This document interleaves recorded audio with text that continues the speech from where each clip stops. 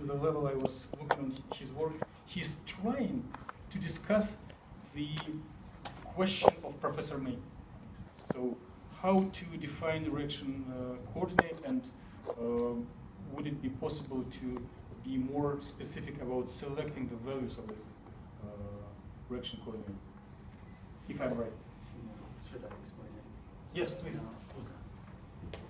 Okay, thanks, Dr. Jon. The system that I'm looking at is the electron transfer within a porphyrin-Quinone system.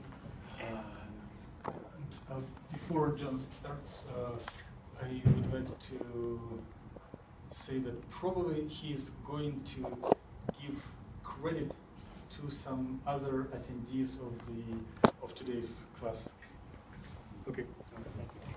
And so this is actually something that researchers have been interested in, and in particular, Dr. Sereda and his group have been looking at this type of porphyrin-Quinone system for use within photodynamic therapy.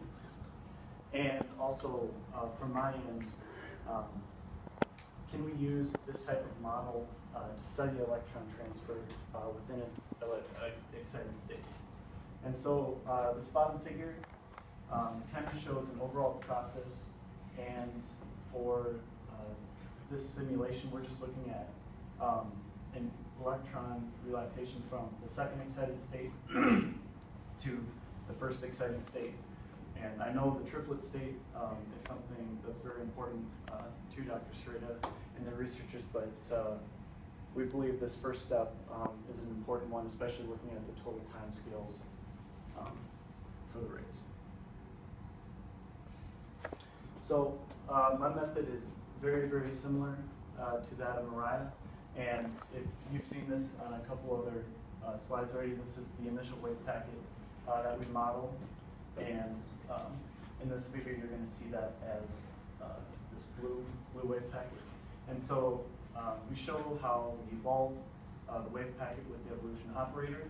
And when we're looking at this evolution in time, this Hamiltonian is actually split into 4 different parts, and along the same lines as Mariah, of how we're looking at 2 separate wave functions and how they are interacting together to create this overall type of wave function. And so on the diagonal of this matrix, it's just harmonic oscillations, and then the non-diagonal is non-diabatic coupling terms that get put in.